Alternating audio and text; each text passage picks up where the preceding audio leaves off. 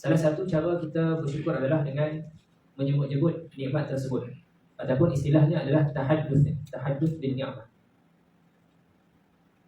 Kita sebut-sebutkan supaya kita sentiasa ingat dan bersyukur kepada Allah Ta'ala dan menggunakan peluang-peluang yang ada dengan sebaik yang mungkin. Nikmat ini yang Allah Ta'ala kurniakan kepada kita, kita ikat dengan kesyukuran. Qayyidu an-ni'mata bisyukri. Ikatlah nikmat itu dengan syukur. Dan syukur ini, yang paling tinggi tahap syukur adalah dengan cara kita mengabdikan diri, mentaati perintah Allah Subhanahu wa taala. Baik. Dan insya-Allah pada malam ini kita sama-sama dengan keikhlasan niat kita menyertai majlis zikir yang mana ada 4 perkara yang akan diterima oleh orang yang menghadiri majlis zikir atau majlis ilmu. Yang pertama ialah haffathumul malaikah. Mereka akan disertai oleh para malaikat. Cumanya kita tak dapat melihat dengan mata kasar kita. Oleh sebab yang demikian, kita membanyakkan doa sebutan perkara yang baik. Mudah-mudahan dalam majlis ini turut sama diaminkan oleh para malaikat. Yang kedua ialah diturunkan rahmah kepada mereka yang menghadiri majlis zikir, majlis ilmu. Tuan-tuan dan puan sekalian, rahmat ini adalah sesuatu yang sangat bernilai, yang sangat-sangat kita perlukan. 100 rahmat Allah, 100 bahagian rahmat Allah, satu itu sahaja yang digunakan semasa hidup makhluk di dunia ini. Kita menyaksikan 100% itu sahaja betapa makhluk ini hidup dengan aman, tentera, kasih sayang yang ada, hatta dalam kalangan haiwan sekalipun, rahmat kasih sayang yang ditunjukkan. Burung pun kita lihat mengambil berat anak-anaknya yang baru menetas. Seronok kita lihat hari ini ada teknologi rakaman yang dibuat oleh pengkaji-pengkaji. Pasang kamera dekat sarang burung yang mereka susun. Lihat proses daripada awal itu, burung ini membawa daun-daun untuk dijadikan sarang, persediaan untuk bertelur dan menetas telur. Dan dalam rakaman video tersebut kita lihat bagaimana ibu tersebut menjaga anaknya, menetas telur, membesar, diberi makan, sampailah anak burung itu berupaya untuk berdikari. Kita lihat contoh-contoh yang lain, anak-anak kucing yang kita lihat yang ada di depan mata kita, bagaimana dijaga oleh ibunya. Itu ada 1% yang digunakan semasa di dunia ini. Selanjutnya 99% itu sangat-sangat kita mengharapkan. Dalam kita membicarakan bagaimana persediaan ataupun kita menyusun atur fikiran kita dalam menghadapi kematian. Semua daripada kita akan menghadapi kematian. Kullu nafsin dha'iqatul maut. Mereka yang menghadiri majlis solat jenazah dapat 1 qirat. Yang seterusnya yang mengikuti, yang menghantar jenazah ke liang kubur dapat lagi 1 qirat. Kesemuanya itu mengingatkan kita bagaimana perjalanan hidup kita ini akan sampai ke suatu titik kita akan menghadapi kematian. Baik. Alhamdulillah ada panduan guru yang mengajarkan kepada kita bagaimana kita memikirkan tentang kematian ini. Mungkin ada yang menganggapnya suatu ketakutan yang begitu dahsyat, ya. Namun kita pujuk diri kita bahawa yang akan menyelamatkan kita nanti semasa kita akan meninggal dunia nanti adalah rahmat Allah Subhanahu wa taala. Yang menyelamatkan kita di dalam kubur nanti adalah rahmat Allah Subhanahu wa taala. Yang menyelamatkan kita nanti di mahsyar nanti adalah rahmat Allah Subhanahu wa taala. Maka oleh sebab itu kita memburu mencari rahmat Allah taala. Ini adalah bukti manifestasi kita nak mencari rahmat Allah, sentiasa menghadiri majlis ilmu, majlis zikir. Baik. Wa nazalat alaihimus sakinah, mereka diberikan ketenangan, ya? Ketenangan. Apabila dilihat ungkapan-ungkapan nasihat, mau'izah yang diberikan oleh para pemikir, para ulama, kalau kita mencari apa bentuk ketenangan sekalipun, kalau kita mengabaikan perintah Allah Subhanahu wa taala, akhir sekali ketenangan itu akan hilang. Macam-macam pada hari ini orang cuba mencari ketenangan, tetapi pangkalnya adalah kembalikan jiwa kita kepada Allah Subhanahu wa taala. Dan yang akhir sekali adalah wa dzakarahumullahu fi man 'indah. Allah Taala akan menyebut-nyebut nama kita kepada para malaikat. Ya, baik. Tuan-tuan sekalian, insya-Allah kita meneruskan lagi perbincangan tentang hadis yang ke-28. Yang mana hadis tersebut berkenaan dengan berpegang kepada sunnah Nabi SAW. Kita bacakan sekali lagi hadis ini, mudah-mudahan mendapat barakah, mendapat kebaikan yang banyak dengan mendengar sabda daripada Nabi SAW.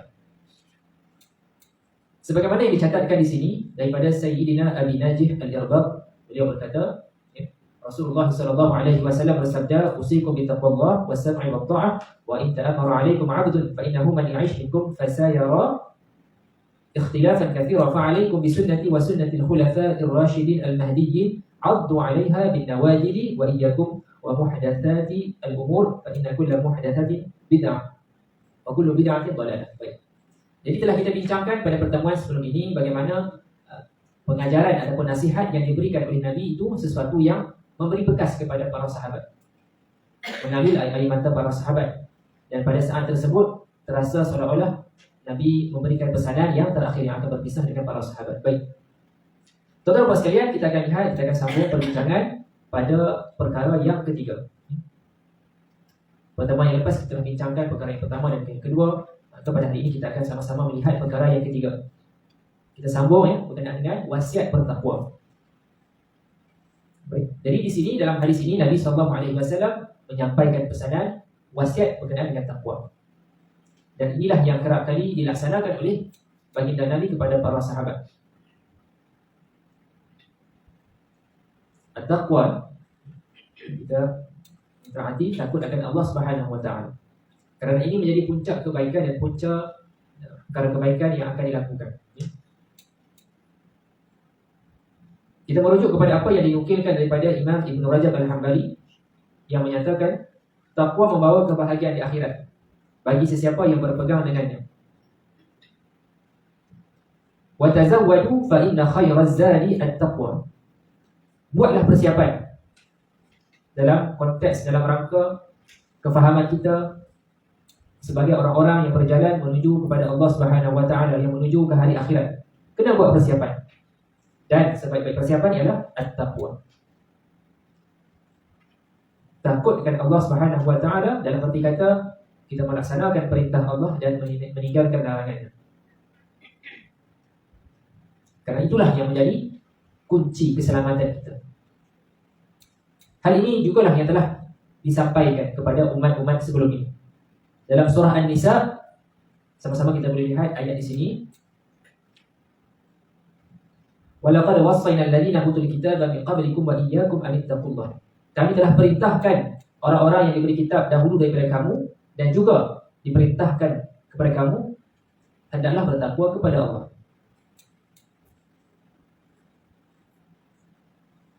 Bahkan perkara ini sesuatu yang mustahab menjadi rukun dalam khutbah Jumaat. Ittaqullah usikum wa iyaya bittaqwallah. Usikum, saya memberikan wasiat kepada kamu, wa iyaya, dan diri saya, bittaqwallah, dengan takwa kepada Allah. Setiap minggu kita diberikan peringatan ini. Sebab kalau kita nak bagi nasihat sebutir-sebutir, sebiji-sebiji, mungkin tak terangkum. Namun takwa ini adalah suatu nasihat yang insya-Allah dimerangkumi ke semua perkara yang mustahak dalam kehidupan kita ini. Ya, baik. Seterusnya kita lihat perkara yang keempat, wasiat berkenaan dengar dan patuh pada pemerintah berdasarkan firman Allah Subhanahu wa taala dalam surah An-Nisa ayat yang ke-59. Ya ayyuhalladzina amanu athi'ullaha wa athi'ur rasul wa ulil amri minkum.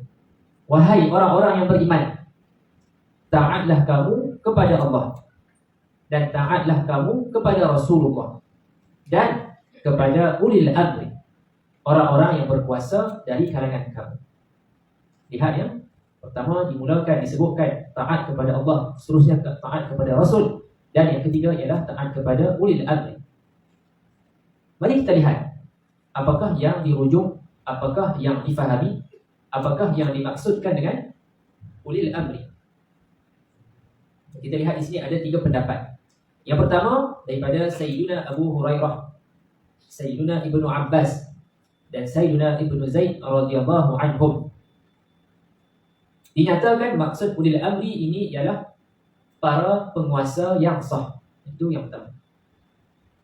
Pendapat yang kedua ialah daripada Sayyidina Jabir bin Abdullah, Hasan al-Basri, Qatadah, Mujahid dan Atha. Ulil amri ini adalah ahli ilmu, yakni para ulama yang tegak di atas sunnah, di atas ajaran syariat agama Islam. Itu yang kedua, pendapat yang kedua. Dan pendapat yang ketiga daripada Imam Mujahid dalam satu riwayat, ulil amri adalah para sahabat Nabi SAW, dan juga yang mengatakan ulil amri di sini ialah Sayyidina Abu Bakar dan Sayyidina Umar.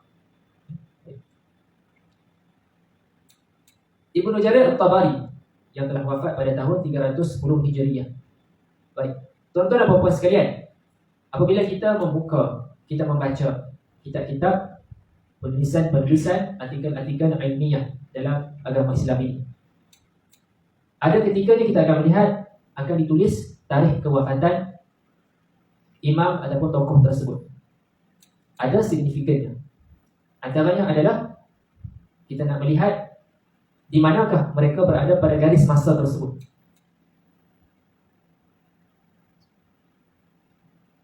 Umpamanya salah seorang tokoh tersebut telah wafat sebelum kelahiran Imam Asy-Syafi'i.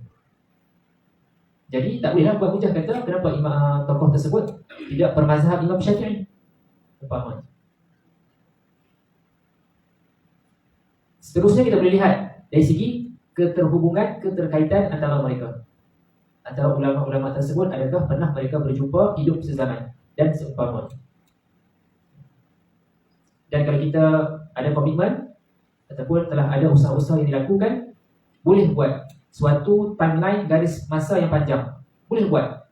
Mungkin kalau nak dicetak, contohlah dekat surau ni, dinding tu boleh mula daripada sini kan, paling kanan, mula sejak kerasulan Nabi kita SAW, buat tarikh Nabi kita dilahirkan, seluruhnya wafat, para sahabat, lahir para sahabat, generasi yang pertama, generasi yang kedua, generasi yang ketiga, seluruhnya para ulama-ulama Islam, 100 tahun Hijriah, yang pertama, kedua, ketiga, sampai hari ini. Kita akan lihat seronok betapa meriahnya, betapa banyaknya para ulama yang zaman berzaman, daripada generasi ke generasi, mereka berusaha mempertahankan agama Islam ini. Kita akan rasa kerdil dan insaf melihat, Masya Allah, sejumlah yang besar. Saya buat gambaran lah, umpamanya kat dinding ni kan, dia penuh. Mula daripada Nabi lahir, Nabi wafat, seterusnya sampai hari ini kan. Dia sama balik ke dinding kat sebelah sini. Maka kita akan menghargai, dan pada masa yang sama juga kita akan rasa insaf. Kita tak akan bermudah-mudahan untuk mengingkari segala usaha, segala jasa, segala penyusunan ilmu yang telah disusun oleh para imam Islam ini. Baik. Jadi imam yang menyatakan di sini, pendapat yang kuat adalah pendapat yang pertama berdasarkan petunjuk Nabi SAW, dan seterusnya dikuatkan oleh Imam Ibn Kathir rahimahullah ta'ala, tafsirnya tafsir Al-Quran Al-Azim, yang menunjukkan kata ulil amri ini adalah para penguasa.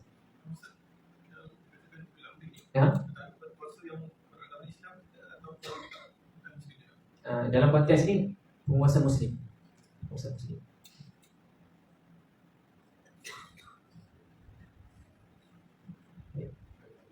Seterusnya dibawakan pendapat daripada Imam Ibn Qayyim Al-Jauziyah yang membawa kepada definisi ulil amri ini mencakupi kedua-duanya, iaitu para penguasa dan para ulama, kerana kedua-dua mereka sama-sama mengurus urusan manusia. Jadi kita lihat sekali lagi kenapa dinyatakan juga di sini tarikh kewafatan Imam Ibn Qayyim Al-Jauzi 751 Hijriah. Antaranya juga nanti kita akan lihat bagaimana perkembangan itu beredar mengikut situasi semasa. Dalam tafsir At-Tabari pula dinyatakan tafsiran Sayyidina Abu Hurairah, ulil amri itu sebagai golongan pemerintah, mereka yang diberikan mandat oleh rakyat untuk memimpin sesebuah negara. Baik. Lanjutnya di sini kita lihat dibawakan perbincangan tentang konteks di Malaysia, yang mana kita ada sistem raja berperlembagaan dan demokrasi berparlimen.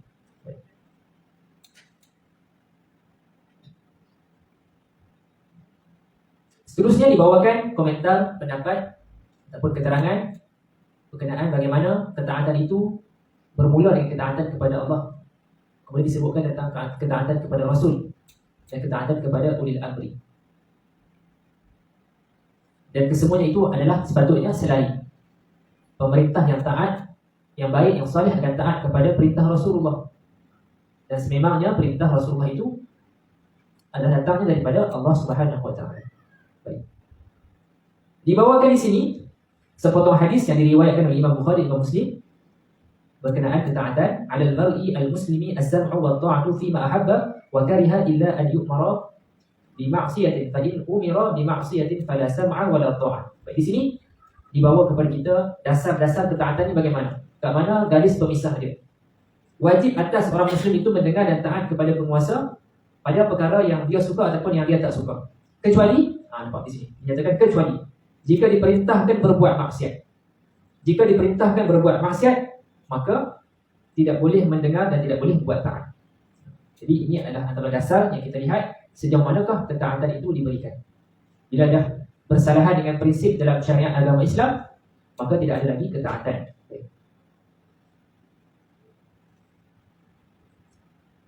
Kita lihat seterusnya pendapat yang dibawakan, yang dinukilkan daripada Al-Hasan berkenaan pemerintah, yakni mereka yang menguruskan urusan dalam 5 perkara: solat Jumaat, solat jemaah, solat hari raya, menjaga perbatasan sepadan dan juga melaksanakan hudud.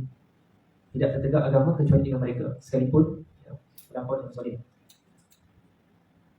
Kita lihat di sini dalam konteks di Malaysia, memang urusan agama Islam ini di bawah kuasa sultan. Majlis Agama Islam di bawah kuasa sultan. Baik. Kita lihat seterusnya yang kelima, berlakunya perselisihan pada masa akan datang. Jadi tuan-tuan sekalian, bila kita baca balik benda ni, kita boleh faham dan kita boleh appreciate, kita boleh menghargai, boleh rationalize balik, boleh align balik pemikiran kita. Hari ini macam-macam isu yang memperlihatkan perselisihan memang dah dinyatakan oleh baginda Nabi SAW. Yang paling meriah, isu politik. Sangat meriah. Apa-apa saja isu, kita akan lihat banyak perbalahan yang berlaku. Macam-macam gelaran yang ada dilabelkan. Baik. Bergaduh antara negara ada. Macam-macam. Dan yang lebih menyedihkan, yang saya sendiri rasa ralat, rasa tak wajar berlaku adalah pergaduhan, perbalahan, kutuk-mengutuk, keji-mengeji, umpat-mengumpat dalam urusan yang melibatkan agama, ilmu agama. Saya rasa simpati, rasa ralat.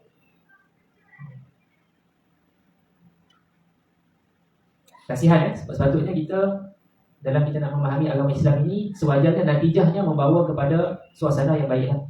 Walaupun berbeza pendapat, boleh kita berbincang, berdialog. Ada yang munazarah, nak berbincang, bawa pendapat dan hujah masing-masing, tetapi bukannya dengan cara menghina, membunuh karakter dan berikutnya. Ya. Ibn Rajab Al-Hambali berkata, berkhabaran daripada Nabi SAW dengan apa yang akan berlaku pada umatnya kerana banyaknya perselisihan dalam usuluddin, cabangnya, dan juga perkataan, amalan serta i'tiqad. Jadi kita selaku orang awam, sama-sama kita berusaha dan berdoa agar Allah Ta'ala memimpin kita. Sekali lagi ya, macam kita sebutkan tadi, bila kita buat garis masa, kita lihat perkembangan ilmu dalam Islam ini, kita akan melihat memang ada sejumlah ulama Islam yang antaranya dirujuk sebagai As-Sawadul A'zam, sejumlah besar sarjana dan ulama Islam yang daripada generasi ke generasi mereka memelihara dan mewarisi rangka kefahaman yang sahih. Ya, baik. Yang keenam, kita lihat di sini, poin yang dibawa ialah wajib mengikuti sunnah Nabi SAW. Jelas? Ya. Telah kita pelajari, kita setuju, kita jelas bahawa 4 sumber rujukan utama dalam Islam. Yang pertama ialah Al-Quran, yang kedua ialah As-Sunnah ataupun hadis Nabi SAW. Yang ketiga ialah ijma' dan keempat ialah qiyas. Ya. Jelas ya? Ini dah jelas.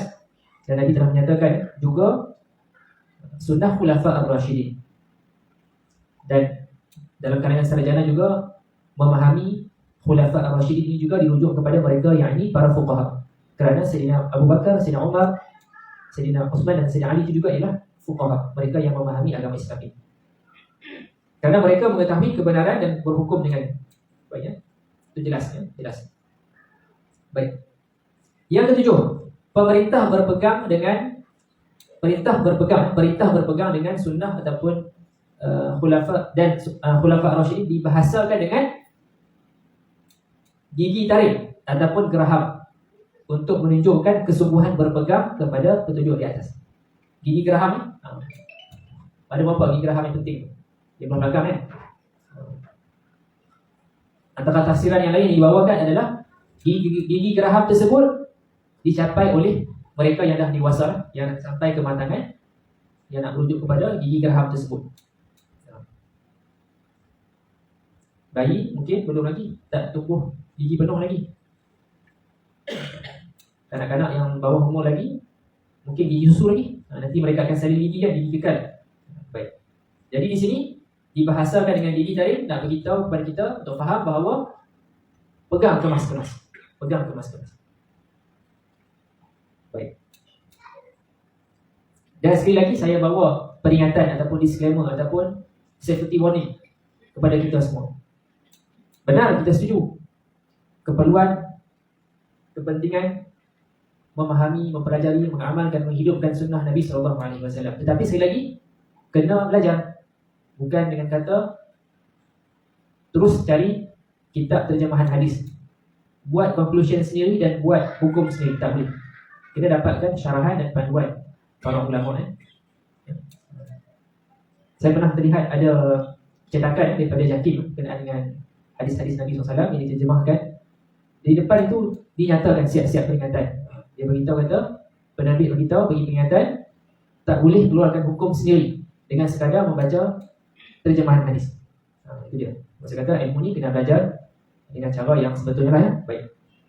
Yang ke-8, dalam kitab Al-Wafi dinyatakan perintah atau peringatan tentang bid'ah ini telah dibincangkan dalam hadis yang sebelumnya. Sesiapa yang menciptakan hal yang baru dalam urusan kami, yakni masalah agama yang sebenarnya bukan dari agama, maka tertolak. Maka di sini untuk meringkaskan dan memudahkan pemahaman kita, perkara yang baru dalam masalah agama yang tak ada dasar syar'i, yang bersalahan dengan syariat Islam, maka perkara itu adalah tercela dan menyesatkan. Bid'ah ada dua pengertian dari segi syar'i dan lughawi. Jadi kalau nak bincangkan tentang bid'ah ni memerlukan sesi yang berasingan. Kalau kita lihat dah ada dah kitab ataupun buku yang ditulis tebal perbincangan persoalan khilafiyah, isu-isu perselisihan pendapat, ensiklopedia tentang bid'ah, banyak yang tebal ya. Baik. Di sini kita lihat, kita boleh bawa lah beberapa panduan yang kita boleh lihat. Antaranya ialah apa yang telah dilakukan oleh Sayyidina Umar, yang mana beliau mengumpulkan orang-orang untuk melakukan solat tarawih secara berjamaah. Dan Sayyidina Umar berkata, sebaik-baik bid'ah adalah ini. Sayyidina Umar yang mula mengumpulkan orang untuk menunaikan solat tarawih secara berjamaah. Nanti tarawih bila? Bulan Ramadan kita yang akan datang ni. Bila? Bulan apa? Bulan 3. Tak lama dah no? Tak lama dah. Baik. Secara peribadinya kita sendiri boleh rasa beza solat tarawih seorang-seorang kat rumah dengan solat tarawih dekat surau masjid. Ada beza tak? Yang mana kita lebih fitrah kita, naluri kita rasa lagi seronok? Ya kan? Boleh. Itu daya tarik yang lebih kuat lah seronok, cawah mata. Kena tahu buat masa hari tu, moriah itu sedap. Kan? Baik. Boleh buat perbandingan ataupun boleh cuba dia buat eksperimen. Kita solat tarawih seorang dekat rumah dengan tarawih dekat masjid surau. Suasana yang di surau ni ataupun berjamaah ni dia lebih menyokong kita untuk buat sampai habis. Kalau buat seorang tu mungkin bila masuk 4 rakaat tu dia dah pancit lah, dia dah rasa lemah semangat lah. Tapi bila di jemaah ini, insya-Allah suasana tu lebih menghidupkan. Adanya peluang untuk kita bersilaturahim, jumpa, tanya siapa, hiburkan kawan-kawan kita dengan perbualan yang sihat, yang menggembirakan.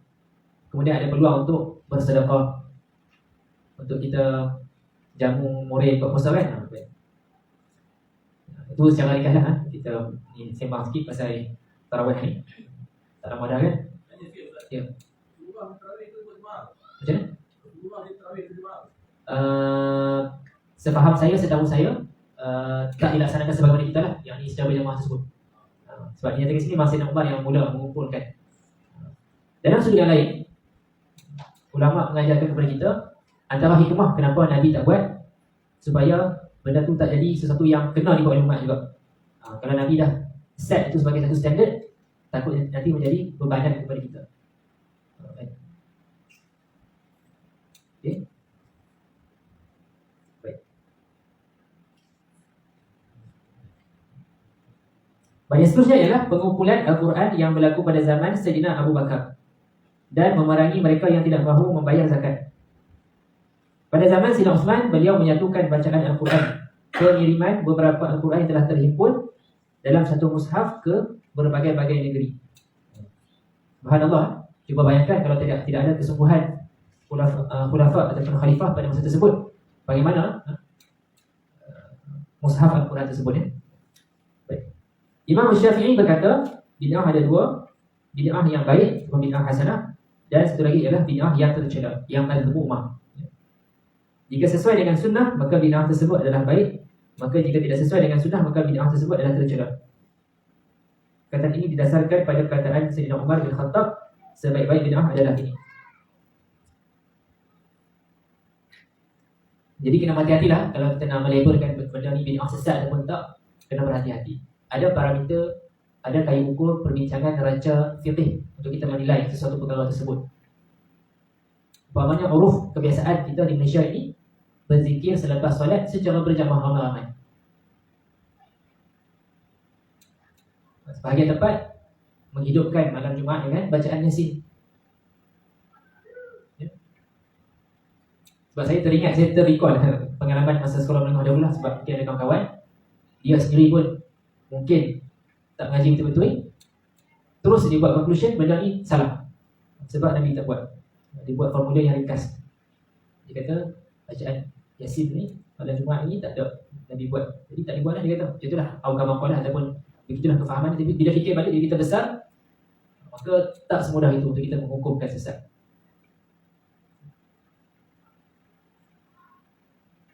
Okey, insya-Allah mudah-mudahan mendapat faedah. Baik. InsyaAllah ada 5 soalan. Kita lihat di sini, akhir sekali, aplikasi hadis dalam kehidupan. Yang pertama, sungguh-sungguh memberikan nasihat, mendidik diri, keluarga dan masyarakat.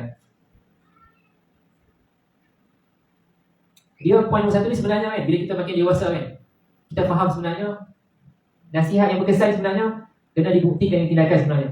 Setuju tak? Orang yang nasihat tu dia sendiri yang kena buat dulu sebenarnya.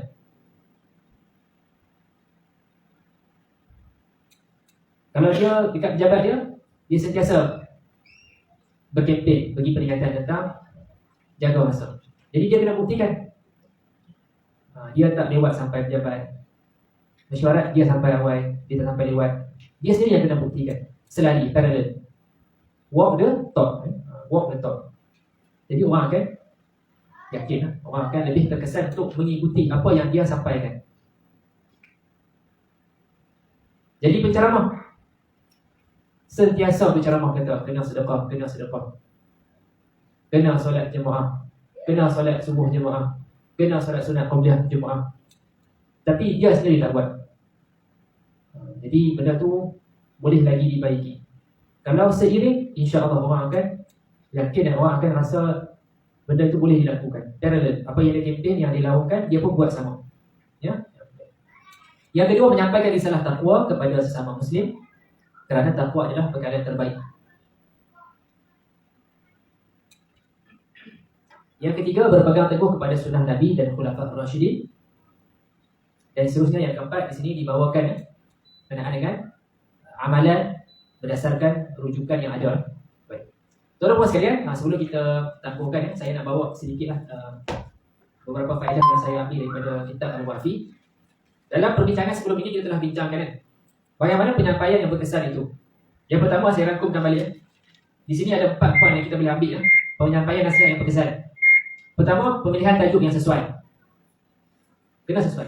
Oleh sebab itu kalau kita pasang suatu usaha inisiatif yang baik oleh pihak berkuasa yang berkenaan, khutbah Jumaat itu dia mengambil kira faktor semasa yang ada, isu semasa yang ada, supaya nak lihat relevan kepada perkembangan semasa.